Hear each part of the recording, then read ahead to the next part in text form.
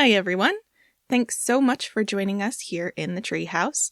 Before we start our discussion of this month's entry into the Positive Masculinity playlist, I wanted to remind you to check out the show notes for the list of sources we use in this episode, as well as a list of content warnings. If you would like to connect with us or share ideas for future episodes, you can find us on Blue Sky, Instagram, and Facebook at A Safe Place for Boys, or email us at safeplaceforboys@gmail.com. Thanks again for listening. Stay safe out there and enjoy the show. Yes. So, Sad shout out Boys. to Sad Boys, a really cool podcast with funny dudes that play Magic Yes. and other At least one of them things, plays I Magic. guess. I don't know. Jarvis and Jordan. Yeah, there you go. Sometimes when you look up our podcast, their podcast comes up because they have a real listenership. No offense to whoever's hearing this, you're real too. Anyway.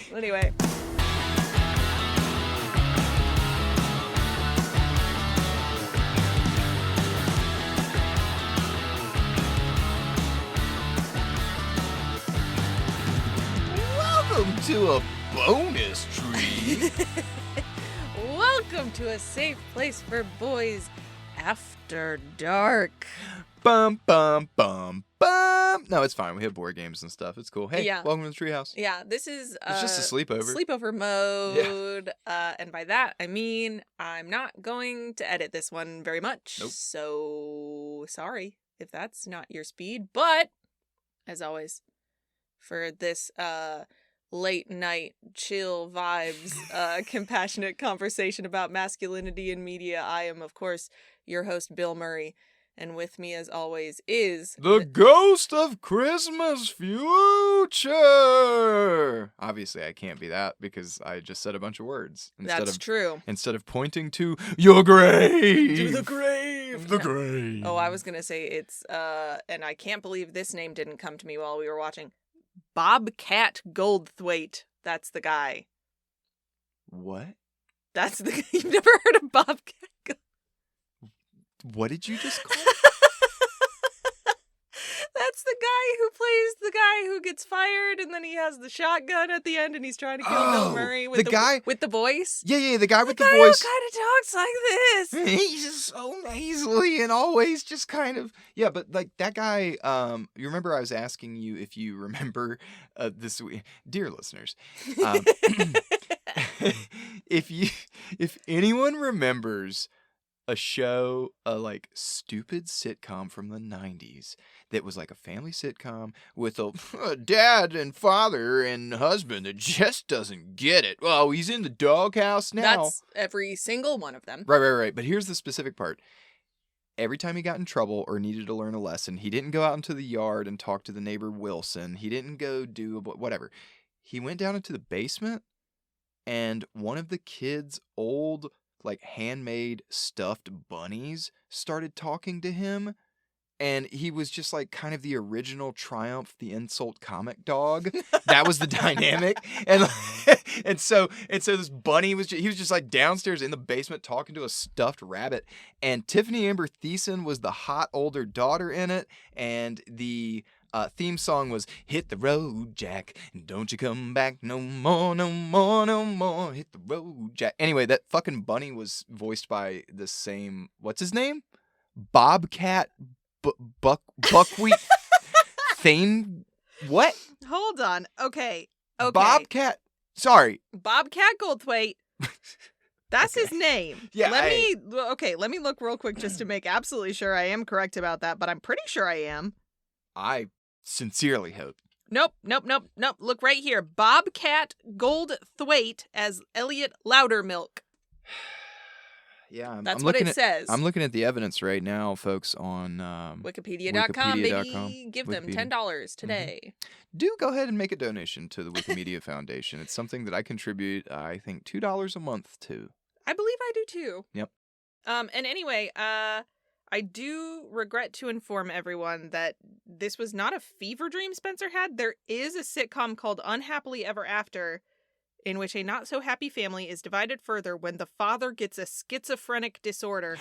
You can probably guess it is from 1995 to 1999. I didn't know they were... Before mental health care was a thing, apparently. I didn't know they were playing it as actual mental illness. I thought it was just like dude having fantasy zone out time. That's this wild. Is horrifying. They actually called it schizophrenia in the show? Well, that's what IMDb says. Oh, and you're right. Bobcat Goldthwait does voice Mr. Floppy. You're damn right, I'm right. Oh my god. Well, it is a distinctive voice. It's the Gilbert Gottfried effect. Like, anytime I heard that man's voice, it's like, I mean, but I don't know that many Goldthwait roles beyond that. It's just that Bunny always, I was 5 years old. Why were you watching this show about schizophrenia? I was a latchkey Untreated, kid. Apparently, schizophrenia. I had a lot of free reign and free time and Yeah. free control of the television. That is a thing I am frequently bitter about from my own childhood. Don't be. Occasionally, I am grateful that I was spared this nonsense by not being allowed to choose what we watched on television almost ever until, like, my teenage years. Don't be like me. Don't be haunted by bunnies. Don't voiced be haunted by Bobcat Goldthwait. Anyway. But we must be haunted by Bobcat Goldthwait, because what movie did we watch 2 months ago? Oh, that's right.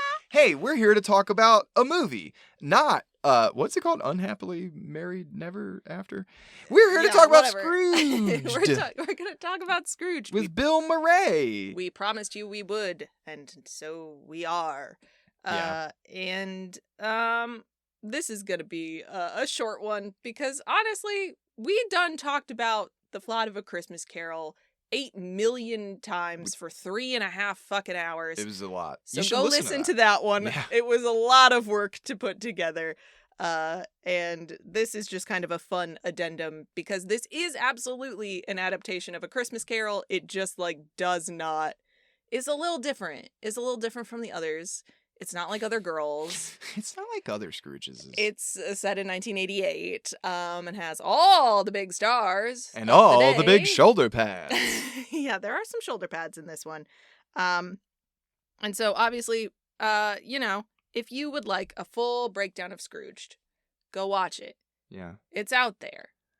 It's out there. Go watch it. Hey, you know where you can watch it? You can go to your local library and get it on DVD. DVD. You can get it. You can find it at my parents' house on VHS. And they probably still have a VCR you can watch it on. I have not verified, but I'm pretty sure my dad still has our TV VCR combo in their basement. Nice. So call my parents, I guess. Enjoy the, what's the name of that car dealership commercial? Oh, Sundance? Enjoy the Sundance.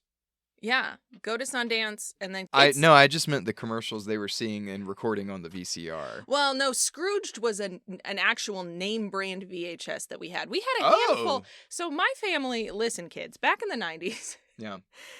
It was okay to bootleg media, and they yeah. wouldn't... You could download a car. Well, actually, no one was downloading anything. No one knew no one knew what that meant. Nobody had to download anything. Yeah. You just got a blank VHS tape and you recorded stuff off of your cousin's television. Right. Because they had the real VHS tapes of all the Disney movies, and your parents didn't want to pay for them, and so you had just... You know those DVDs that are like 12 movie combos or whatever that you get in the bargain bin at Walmart? Mm-hmm. We just made those on VHS tapes. And so if you wanted to watch Cinderella, you had to figure out how far you needed to fast forward through the compendium of Disney movies to get to Cinderella. But anyway... But we're not talking about Cinderella. We are talking, about Bobcat Goldthwait. And what I'm trying to tell you is that almost all the movies we had in my home were things we had recorded for free that we had effectively stolen and not paid for in a store. But the one of 12 real VHS tapes that the Sykes family had was Scrooged. Mm-hmm. Mm-hmm. Mm-hmm. What are you hearing is this is a cornerstone of media literacy. Mm-hmm. For Kelcee and her family, and they've shared many happy, joyful moments. Yeah, quoting this film. My father loves this movie. My dad doesn't swear. I can count on one hand the number of times I've heard my dad swear. He is not a profane man. What I have heard my dad say multiple times in my life is the phrase, "The bitch hit me with a toaster." So I made Spencer watch Scrooge because I was like, listen, we're talking about A Christmas Carol, and this version of it is really good. Yeah. And I almost stand by that, No, having now rewatched it. I do think it's good. I mean, it's obviously a product of its time. I'd only ever seen it once, maybe like over 10 years ago, about 12 years ago. Was the first time I'd ever heard of it, ever seen it. And you're going to remind me of all the reasons that we should cancel certain certain parts of this movie. There's really just like one reoccurring theme, at least that sticks out to me, that's like kind of, and it's just like lazy comedy even from 1988 is the like, be careful about eating Chinese food. They put cats and dogs in it, and like that kind of like that. bullshit. Yeah. That, you know. That's so 80s. That came up in Jingle All the Way too. That was always the one-liner that I remembered. The thing that I thought that you just made me remember that was so not cool about Scrooged is the bit about the overly randy censor. Oh yeah, no, there is absolutely a depiction of sexual assault against a man at the end of this movie, and 100%. It is wild. Yeah, I mean, truly peak version of like, well, everyone knows it's impossible for a woman to sexually assault a man. It happens in this movie. Yeah. The man is tied up and screaming. Yeah, I did want to just call that out because I think there were plenty of people that still feel that way, and it feels like if we're going to talk about important things first in terms of the safe place for fine. boys, we'll do like the real bit for a few minutes, and then we're just going to talk about quotes. It did just pop into my head, but I'm just like, okay, yeah, that is my biggest problem with this film. And it's so unnecessary. You just could have cut it out and not lost anything at all. Yeah, it's at the end. And I get the humor. It's not simply woman harass man, assault man, haha, that would never happen. It's that, but also she's the censor for the studio to make sure that they're adhering to FCC guidelines, and also they're not going to get fined or whatever. Yeah, she's there to make the sure prude. That all the nipples in the dancers' costumes are covered and blah blah blah. And the joke is well, the people who care most about that stuff are secretly the most she's a freak. Yeah, and she's out of control. But it's just sort of you can manifest that in a way that is not she attempts to, and as far as we know, successfully rapes a man who has been tied up. Yeah. Now, look, this is a comedy, so the ending doesn't just take a dark turn. It is. Yeah, no, it's played for laughs. It's played for laughs, but it's not a joke. And it's one of those things that if you were to show this movie to a young boy, maybe just turn it off before that point. Maybe, yeah. I mean, do your own supercut. But I would have that conversation. I would just say hey, it's no more funny for a girl to do that to a boy than a boy to do that to a girl. That's equally inappropriate, and people should always ask for consent before touching someone. The man in question is a villain, quote unquote, in the context of this it's story. a punishment. Is also a thing that I think gets played up for laughs, where it's well, if a person is bad, then it's kind of okay. And yeah, that's the scariest logic. It's super not. Get that out of here. Yeah, so I mean, in terms of what we're supposed to do as a podcast, yeah, I would say that is a big moment where this movie fails men in particular. Because the titular character, our Bill Murray Scrooge, is what you would expect of a modern day 80s Scrooge. He's misogynistic at points, he's materialistic at points, he's downright dismissive and power hungry at points. All of that fits, and we don't like it, but you're not supposed to like it. He's Scrooge. Yeah. And so that's all forgivable, but then this totally extraneous nonsense at the very end, I don't know. I mean, there are some other little things like the Chinese food jokes and all this stuff. Yeah, but that are clearly products of their time. I don't know. It just takes a long time for people to catch on to the idea that that's not funny or entertaining, or that hey, maybe you're alienating an audience that would otherwise really like this movie. You know, this is the tone of my actual slumber party energy. I do feel I we're hit kind of 3 a.m. and I'm listen, listen, hey, don't you ever don't yell at girls. Don't yell at girl. Ma'am? Ma'am? Ma'am? Is that ice cream tasty? I'm fucking talking to you, bitch. Is that ice cream good? You said you're not going to edit much. You're going to edit the shit out of it. I might. I was talking to a fan today who said, "Oh, podcasts, aren't those just unedited? Like, you just sit around and talk to your butt?" Ask me how many hours I spent editing the fucking Christmas Carol episode. That episode is 3.5 hours long. The original recordings were something like 5 hours long. I spent the entire month of December editing those. I was trying to explain. I went to work. I came home. I to the edited. podcast minds. It's all I did. It's all I ever do. I had like a nervous breakdown earlier this year because all I did was work and edit podcasts. That's why this one's unedited, you freaks. So anyway. That's my 2026 energy. Scrooge takes place in, I guess, New York. New York City. Do you want to hear? Yeah. Okay. We should talk about the movie. We're like 40 minutes into this podcast. Then I was like, we Yeah, got we're a on it. hard out. Yeah. We're doing 20 minutes, not a minute more. All right. Well, look, we Okay. said some important things. We said some funny things. We're going to tell you what Scrooged is about. Okay. And then we're going to answer some viewer questions. So once again, shout out to wikipedia.com. That was a joke. We don't have any viewers because we're not. Well, sorry, I guess we are on YouTube, but you don't really watch it. Anyway, sorry. Yeah. We have listeners. Okay. Yep. I'm locked. This is taken directly from Wikipedia. I didn't write a single word of this. On December 23rd, Frank Cross, the ruthless and cynical president of IBC Television, is preoccupied with ensuring the success of his extravagant live broadcast of A Christmas Carol scheduled for Christmas Eve. He launches a violent, fear-mongering advertisement for the show and fires meek executive Elliot Loudermilk, played by... The bunny! That was a really good Bobcat Goldthwait impression. Bobcat Goldthwait! That's insane. For questioning its content. That night, Frank is visited by the ghost of his mentor, Lou Hayward, who died an unloved miser and regrets not performing good deeds while alive.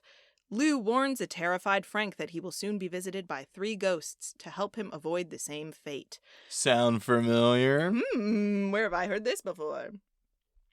I don't mind you hitting me, Frank, but take it easy on the Bacardi. That's one of the quotes I wrote down. That's a thing that Lou Hayward says to him when he, I think, shoots him when he breaks into his office. Oh, anyway. yeah.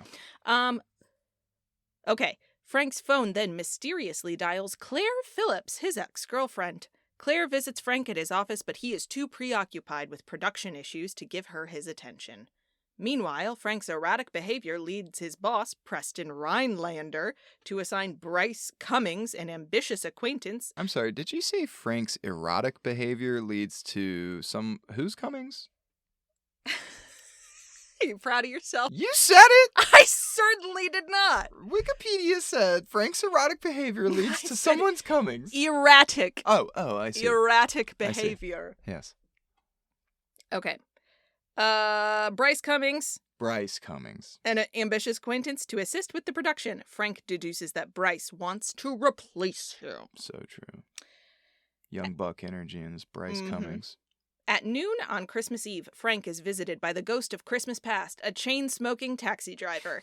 The ghost takes Frank back to Christmas 1955, where a young Frank finds comfort in television shows to escape the neglect of his father, who dismisses Christmas traditions. Transported to 1968, an older Frank works through the IBC office Christmas party, but also meets and falls in love with Claire. I believe she hits him with the door of, like, a convenience store. Oh, yeah. Or sorry, New Yorkers. A bodega. A bodega. It's just a goddamn convenience store. By 1971, however, his growing selfishness, workaholism... Yeah, he's addicted to workahol. Yep. And disregard for Claire's feelings have driven her away, and they, fun fact, break up in a scene where he's dressed as a giant dog for a kid's TV show. Oh, yeah. It's actually pretty sad. It is. Returned to the present, Frank visits Claire at the homeless shelter that she runs, refusing to believe that someone could be genuinely altruistic. When Claire offers to help him, Frank mocks her work and the homeless individuals she assists, including a man named Herman. Remember Herman, he's important. He advises Claire to prioritize herself over others. The ghost of Christmas Present, a violent fairy, takes Frank to the apartment of his loyal assistant, Grace. There, Frank witnesses her struggles to support her large family, including her youngest son, Calvin, who has remained mute since witnessing his father's death. Frank is then shown his brother James, who, despite celebrating Christmas with his loved ones, still misses Frank's presence after years of declined Christmas invitations and impersonal gifts. Calvin's dad was murdered. I don't think the story confirms that. Murdered. Doesn't confirm that. Just another unsolved homicide in New York City. Serve and protect, am I right? Okay. Am I right? Okay. Huh? Yeah. Yep, you're right. Justice for Calvin's dad. Justice for Calvin's dad, indeed. Anyway, the goat. The goat, Bill Murray. The ghost abruptly abandons Frank in a utility space under a sidewalk with Herman's frozen corpse. He didn't stay at the homeless shelter and he froze to death. That was kind of bad. A genuinely upsetting scene. Sad. Desperate to escape, Frank breaks through a boarded door, finding himself transported to the production set minutes before broadcast. Overwhelmed, Frank retires to his office while Bryce takes over the production. Having since been left by his wife and child, a despondent and armed Elliot arrives to kill Frank, who flees into an elevator where he is met by the Grim Reaper-like ghost of Christmas future. Do you remember me, Frank? Do you remember this morning, Frank? Elliot falls apart so fast. Yeah. No one has ever fallen apart faster than Elliot. My wife left me. Also, Frank? his wife leaves him within seconds. Yeah. It's absurd. Basically before she knows. Yeah, I think she might have been planning to leave him anyway. Anyway, okay. The ghost transports Frank to a bleak future. Calvin has been institutionalized, and Claire, having followed Frank's advice, is now a vain and selfish socialite. Finally, Frank is shown his own cremation ceremony, attended only by James and his wife. A terrified Frank suddenly finds himself inside the coffin as it is consumed by flames, only to be jolted back to the elevator, face to face with Elliot. Hey, by the by, this is an even scarier Ghost of Christmas Future scene than the Mickey Mouse version, which in my mind was the most frightening until I rewatched Scrooged. They really linger on that burning coffin for a long time. My dude's feet is on fire. Yep. Like, he is writhing in fear and agony, and I don't like that. I don't want that for Christmas. Having experienced a profound transformation, Frank jubilantly rehires Elliot with a pay increase. With Elliot's help, he takes over the production set, restrains Bryce. Restrains Bryce. He ties him to a rolly chair, I believe. Yeah, some kind of chair. With Christmas lights. And interrupts the live broadcast to share his newfound appreciation for life and his belief that it is never too late to change. Frank publicly apologizes to Grace, James, and the cast and crew for his past behavior and delivers a heartfelt plea to Claire. This is the part of the movie where it felt like it was over and then Bill Murray just took the mic and started ad-libbing. Yeah, for like 20 minutes. Yeah. It was weird. And then shit hits the fan, which is why I'm like, okay, I don't know. I think they might have written something different. Maybe Bill just Murrayed it up a little bit. He might have. I don't know. Watching the broadcast, Claire is moved and rushes to the network with help from the ghost of Christmas past. As they reunite, Calvin, inspired by Frank's words, speaks for the first time, saying, "God bless us, everyone." And I would say Calvin is not inspired by Frank's words, but in fact... My man, Charlie Dick. No, Mary Lou Retton, who is, and this is true, playing the role of Tiny Tim in the TV production. She does a bunch of, handsprings. Why? I don't know.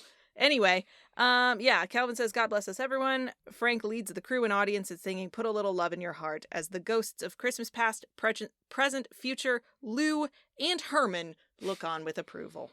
Wow. So that's the plot. That's my favorite ghost, the ghost of Christmas Prejudice. The ghost of Christmas presents. That's Santa. Oh, yeah. Yeah, that was it. That was Scrooged. Yeah. Thanks, folks. Happy New Year. Well, okay, hold on. We're not gonna do a full fucking breakdown. Go watch the movie. You know what the themes are. But I did want to, like, do you think this movie as a modern adaptation is like, is it doing the work of A Christmas Carol? Do you think that it is like faithful to the heart and message of the original story? 10,000%, yes. I mean, you have a person that's, instead of being addicted to materialism in the form of like little golden coins, he's addicted to the grind set. And I think even me just calling it that now means that the 1980s zeitgeist still is very much more connected to our present moment than perhaps the original Victorian Christmas Carol. And so I do think it has something really important to say about selfishness as opposed to misery. Is that where we get the word misery? Point being, like, instead of focusing just on materialism and wealth, which this Frank character doesn't really do. I mean, he's surrounded by nice things, he's wearing nice clothes, but for him it's the power and the and I think it's an addiction almost at points. Like there are parts where he's like, yeah, I just sort of like never stopped working, and it has that very Jurassic Park 90s dad problem that was coming to a head. And so I think that's good. The other big thing that I think about it is like it hits the love theme really well, of like a lost love and losing connection with people is what makes you into like this weirdo.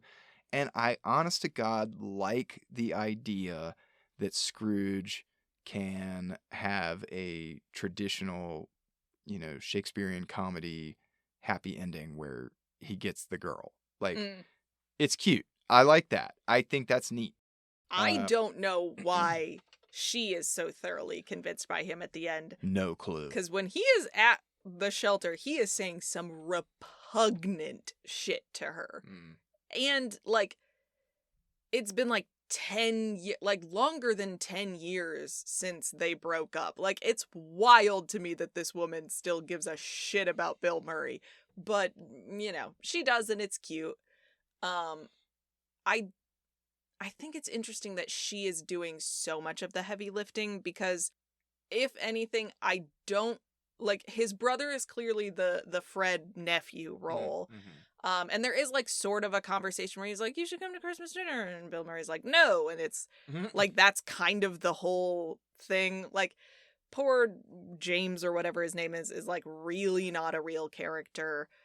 And I'm not totally convinced about Bill Murray's character being all that moved by Calvin, because he sees Calvin like once and is like, oh, he's more like shocked to hear that Grace's husband is dead. He's like, oh, I didn't know that. And the ghost is like, she wore black for like 2 years, dude. Like, what do you mean you didn't know someone had died? Like, that is a more impactful moment than like, I mean, Calvin in my mind really stands out, but like the Scrooge character reacting to Calvin isn't very memorable to me. There are other moments, such as like him getting his immediate comeuppance in the form of seeing Herman, the unhoused gentleman, dead. And he's like, oh shit, this, like, he asked me for money earlier and I was in a shitty mood and like mad at my ex-girlfriend, and so I didn't give him money, and now he's dead. And he has this whole like breakdown in this weird like grate where he's like, why didn't you stay with Claire? Why didn't you stay with her? She would have protected you. Kelcee is pantomiming shaking a frozen icicle corpse as she's saying that, because that is what happens. Yeah, like that moment to me stands out much more than the sort of hallmarks of A Christmas Carol, which are like, here's your connection to your family, here's your connection to this employee and this employee's family. I feel like he is like, Claire takes up so much air in this story, and that I think that's okay. I do like that. I think that's a perfectly fine change. It's just kind of interesting that they bothered to keep the original. Like, you could have just kind of not had him have a brother. The brother, I mean... The brother is particularly weak. I do think you need a little kid there to say, God bless us, everyone. And I do think the twist being, like, that he has stopped speaking is an interesting way of conceptualizing, like, what's a sort of modern... Because we don't know what's wrong with Tiny Tim in the original. Other than, like, he's got, like, rickets, essentially. Yeah. Like, he just is so malnourished, his body can't function. Look, here's the point of... It's just like when, what's Bill Murray's stupid name? God, I keep Frank? just saying It's Frank. It's Frank, yeah. When Frank realizes, oh crap, this guy that died, I asked me for money earlier. There's a 1-for-1 relationship here. It's when Scrooge asks the spirit of Christmas present, you know, is Tim going to make another Christmas? And he's like, if things keep going as they are, there will be an empty chair there. And so it's like, okay, well, that means that things could improve for Tim. What is it? Oh, maybe eating more than a single pea that gets sliced for the whole Cratchit family. So it's food, which is money, which is pay your employer more. And this one is cool because it's like, oh, I don't know, maybe treat your employee like a human being. And let her go home, because a lot of what we see him doing to her earlier in the movie, I mean, presumably she's also not paid all that well. She lives in, like, a small apartment, and there's a lot of people living in it, but she's clearly not, like, Cratchit-level destitute. No. But he makes her work long hours. He doesn't let her go home. She has to, like, ride the train in the middle of the night to take her kid. He's specifically, she's like, my son has a doctor's appointment. I told you about it months ago. You knew I needed this day off. And he's like, fuck you, I don't care. And it's like, she could be spending so much more time and energy with this child whose trauma we know is having watched his father die. However that happened, we don't know how his father died. But anyway, it's like, oh yeah, maybe don't take that kid's other parent away from him so much of the time. And make it so she can't take him to, like, doctor's appointments and things like that. Like, he is going to continue to deteriorate if he can't get the things that he needs. It's just not, like, in his case, vitamin C or whatever. Well, it's just nice, though, because in the original, what we see is a happy kid on Christmas because they got a big goose.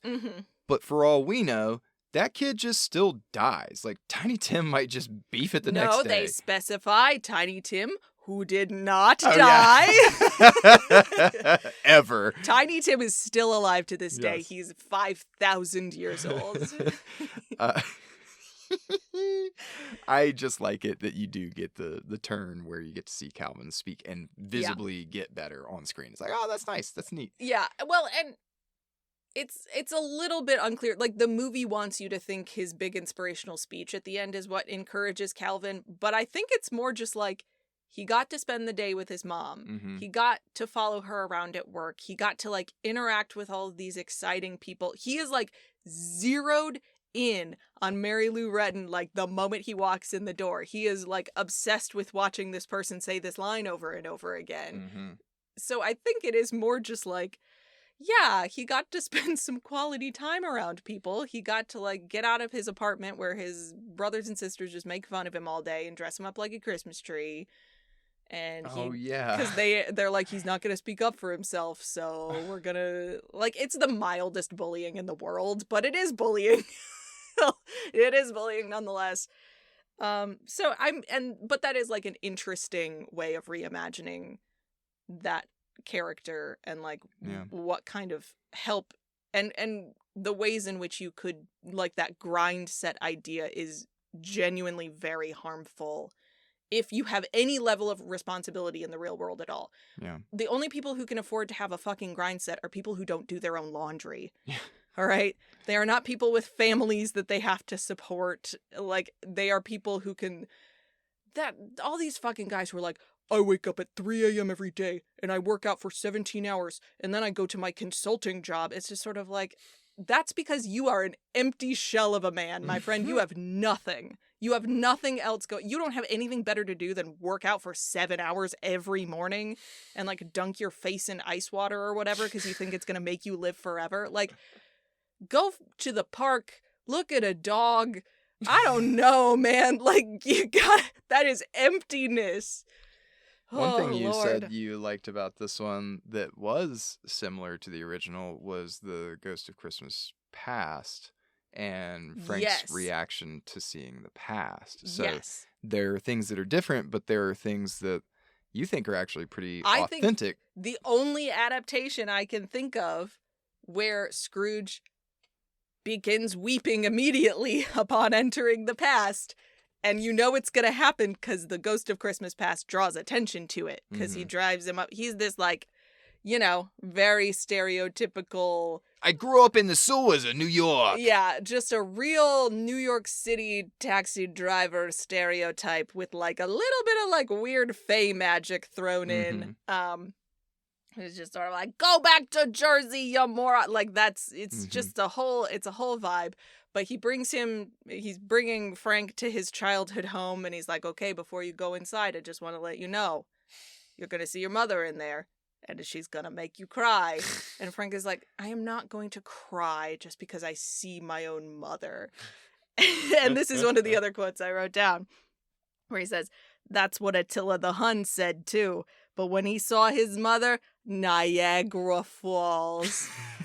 And he is correct. Frank does immediately, they go in, there's the scene where, like, little Frank is, like, 6 or something. He's sitting there watching TV. His mom is there. She doesn't even really do much in the scene. She's just sitting there watching TV with him, and his dad comes in. He's like, I got you a present. And it's, like, veal or something that he got a good deal on. Yeah. It's a cut of meat of some kind. He's like, oh, I wanted a Christmas present. What, it's not good enough for you? That's grade A beef or what? I don't know. Fucking whatever kind of meat it is. And he's like stomping around and he's all mad. And the mom is just sort of like, I love you, Frankie. It's like she's just barely even there, and they walk out of the house. And of course, Frank is weeping because he saw a younger version of his mother. And I think if any of us saw a younger version of our mothers, like, taking care of us as a child with an adult perspective, like, yeah, that would probably make me cry. Might be a little sad. Might be a little nostalgic. I love you, Frankie. Yeah, so I appreciate that accuracy. I'm trying to think. I don't even remember. Oh, okay. I was just trying to circle back to the bitch hitting him with a toaster. I was about to say, which bitch hit who with what? It is the ghost of Christmas Present, who is played by, I just had her name, Carol Kane, who is absolutely fantastic. Speaks with a weird baby voice. I will say, none of the costuming of any of these ghosts, except for the last one, is at all reminiscent. She is kind of styled more to look like a Ghost of Christmas Past, but she's just, like, in some fairy wings and a white dress. And she talks like this, because she's Carol Kane. And that's how Carol Kane talks. But she says just the meanest shit you've ever heard. And the bit is, at the beginning, Frank is trying to decide which gifts to give people, and anybody he doesn't care about gets a bath towel, and anybody he's, like, trying to impress gets a toaster or a toaster oven. I don't remember. I thought some people were getting a VCR. Oh, maybe it was a VCR. It was a VCR or a Why toaster. did she fucking hit him with a toaster? I don't remember. Where'd she get the toaster? I cannot. All I know is the way that instead of, the bit at the end where he's like, this is ignorance and want, and you need to beware of the future, I'm going to fade away. She just hits him with a toaster in the face and then leaves him with a dead body. That's how that section ends. I think it might be one of his brother's presents, because there's a part where he's, like, at, the ghost in his brother's house for his Christmas party, and they're, playing whatever game. Yeah, I don't know. I really thought it was connected somehow, but I guess you're right. I think it is a VCR. Yeah, it's a VCR bath towel, because then you see the brother at the end gets the VCR because Bob Cratchit. Yeah, Grace gave it to it. Yeah. Grace just she changes is the changing list. which gifts he gives. Like, yeah, I don't funny. know. Where's I don't Where know, man. does the... Yeah, I think, like, he got the toaster as a gift from somebody else. I don't know. Anyway, bitch does hit him with a toaster. We don't know why, though, so go watch the movie. Yeah, see if you can figure it out. Man, we've really came into this with some slumber party energy. Yeah. I mean, I told you. I done told you. I'm told not you. doing analysis of this movie. It's just a movie that I've seen many times. And can't remember still where Carol Kane gets the fucking toaster from. So anyway, doesn't matter. Dad'll tell me. My butt's cramping. Yeah. All right. Well, are there any other sort of takeaways that you have from this movie? Maybe I will try to find a way to stitch it in, and maybe I won't because I don't know, man, we got a little incendiary. In our original recording, we were talking about whether you could make a modern version of A Christmas Carol in a way that is not just like, no, we have to take the money. They can't be trusted. We just have to take the money from them. Part of the question is, like, at what point do you have so much money that you can't just Scrooge it up and go buy some people, a sovereign goose? Yeah. To even it out. Nobody wants to. No one who makes $1 billion is ever going to want to give it away. Yeah, because anybody who has even a shred of light in their heart doesn't end up with $1 billion in the first place. Yeah. I mean, also, no billionaires have $1 billion. Well, that's why I'm saying. They don't have dollars. They don't have dollars. You'd have to liquidate things. You'd have to sign over deeds and contracts. Nonsense. Like, yeah, it's just honest to God garbage. I don't know. I think you have to go like full hellfire on on a modern day billionaire, and even that won't work. Because the thing about Scrooge that makes this story work is that he is not trying to acquire power, he's trying to acquire security. Yeah. And like freedom from a very specific type of fear that comes with not having money. And that is not, again, people in the real world who have that fear and have that sort of hoarding mentality about like, oh God, what if something goes wrong and I don't have enough money to take care of myself or whatever. Those people maybe end up millionaires. I think the modern day Scrooge would have to be someone that became a billionaire for the same reason of security, like you said. But in today's standard, it's like we live in a welfare state and they didn't in Charles Dickens' time. Yeah. So you can't really think like, okay, yeah, money will save you, but like $1 billion actually maybe affords immortality as we best understand it now, whether that's downloading your consciousness or being young forever or any of that bullshit. So maybe the turn would have to be the billionaire realizes that legacy is truly in giving and spreading light to other people. And blah, but even that is like forever.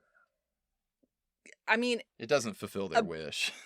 Yeah, no, or no. their You're neurosis. Assuming that a person who becomes a billionaire has like a functioning soul left to be saved. This is the question, right? Like Scrooge. How much money do you have before you give up your immortal soul? $1 billion. That's the number. When you cross over into $1 billion, because you have actually killed people to get there. People down the supply chain somewhere have suffered profoundly. Because if you have $1 billion. If you think about it, what is the number right below $1 billion, if not a bunch of upside down sixes repeating? You have 666, comma 666, You don't. comma 666, comma turn it upside down. 66. It's a lot of nines. Sorry. My point is, it's actually probably lower than $1 billion, but $1 billion is just a nice round number to be like, well, that's the evilest one. You've found it. You've crossed the threshold into like, if you don't start hemorrhaging money now, you have lost the plot. Mm-hmm. You have lost the plot. If you think there's a different dollar amount where you lose your immortal soul, please comment down below. Yeah, let us know. Feel free to email us anytime you want at safeplaceforboys@gmail.com. Watch Scrooged. It's pretty fun. It's not as near and dear to my heart as Jack Frost, but if you'd like to know more about that, maybe have us do a little episode about it. Yeah. Another Michael Keaton becomes a better dad movie. Tell us. Keaton? It's Michael Keaton. Okay. Yes. It's always Michael Keaton. It's either Michael Keaton or it's Michael Douglas. If he is fundamentally good at heart, it's Michael Keaton. If he is fundamentally a misogynist at heart, it is Michael Douglas. And that's it for I Sex just don't Education think Report. all these women, this feminism's just gone too far. You can't even slap a waitress's ass anymore, or she tries to kill you and steal your children or something. I don't know. Every Michael Douglas movie is bad. Anyway, tell us about your favorite. Women. I do think Michael Douglas and Aaron Sorkin are like on opposite ends of the misogyny spectrum. By that I mean it's all misogyny, but on one end is this like really creepy, skin crawly, like benevolent kind of like, I actually really love women. I got a tattoo of Harriet Tubman. Don't give Aaron Sorkin any ideas. He will get a tattoo of Harriet Tubman. We cannot allow this. Anyway, none of that has to do with Scrooged, but God bless us, everyone. And to all a good night. To all a good night. And we'll get a real episode next time, maybe. Maybe. Or maybe we'll do this again. This was pretty fun. Yeah, but I gotta go to bed because this is a goddamn sleepover, and my mom is gonna come yell at us so soon. Kelcee's finger in warm water when she falls asleep. Don't tell anybody. I was voted most mischievous by my friends. Bye! All right, bye!